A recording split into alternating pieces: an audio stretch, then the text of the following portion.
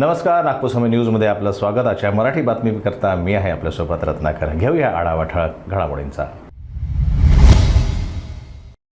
नागपूर शहरातील पारडी परिसरात एक हृदयद्रावक घटना घडली आहे। हनुमाननगर भांडेवाडी येथील 18 महिन्यांची देवांशी श्याम शाहू ही चिमुकली उघड्या गटार चेंबरमध्ये पडून तिचा दुर्दैवी अंत झाला। ही घटना 24 जून 2025 रोजी सकाळी 10:30च्या सुमारास घडली। चिमुकली देवांशी घराजवळ खेळत असताना खेळता खेळता गटाराच्या उघड्या चेंबरमध्ये पडली। तिच्या कुटुंबियाने तिला तातडीने बाहेर काढून भवानी हॉस्पिटल पारडी इथं दाखल केलं, मात्र दुपारी 10च्या सुमारास डॉक्टरने तिला मृत घोषित केलं।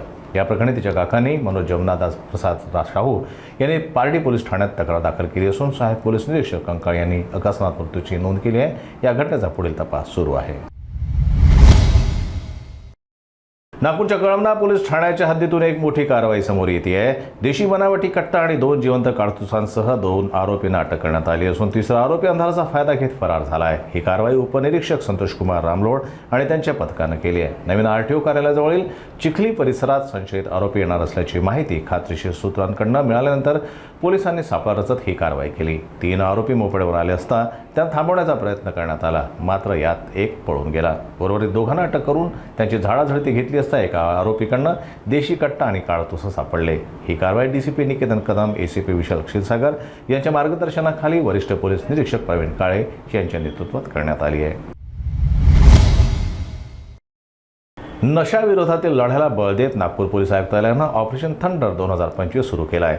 पोलीस आयुक्त डॉक्टर रवींद्र सिंगल यांच्या नेतृत्वाखाली 20 ते 26 जून दरम्यान नशाविरोधी जनजागृती सप्ताह साजरा करण्यात येतोय। या मोहिमेचा उद्देश नागपुराला नशामुक्त करणे हा आहे। या सप्ताहात नुक्कड नाट्य, तज्ज्ञांचे सत्र, जनजागृती रॅली तसेच स्पर्धा आणि उपक्रमांद्वारे नागरिकांमध्ये जनजागरूकता निर्माण करण्यात आली। मोहिमेची सुरुवात सामूहिक प्रतिज्ञा घेऊन झाली, ज्यामध्ये युवक आणि नागपूरकरांनी नशामुक्त आयुष्य जगण्याचा संकल्प केला। या आठवड्यात पोलिसांकडून नशिले पदार्थ जप्त करण्याच्या कारवायाही समोर आलेल्या आहेत। बेलतोरडी पोलीस ठाण्याच्या हद्दीत विविध कार्यक्रम राबवण्यात आले, ज्याला नागरिकांचा उत्तम प्रतिसाद लाभला आहे।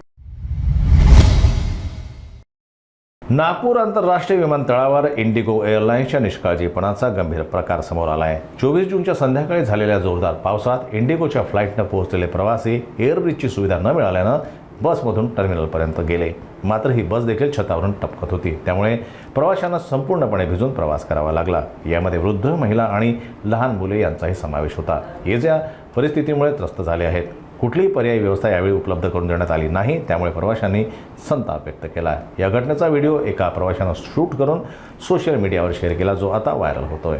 प्रशासनाकडून या प्रकरणाची अद्याप कुठलीही स्पष्ट प्रतिक्रिया आलेली नाही, मात्र प्रवाशांनी एअरलाइन्सवर अनास्थेचा आरोप केला। या प्रकारामुळे नागपूर विमानतळावरील सेवा व्यवस्थेवर गंभीर प्रश्न उपस्थित झाले आहेत।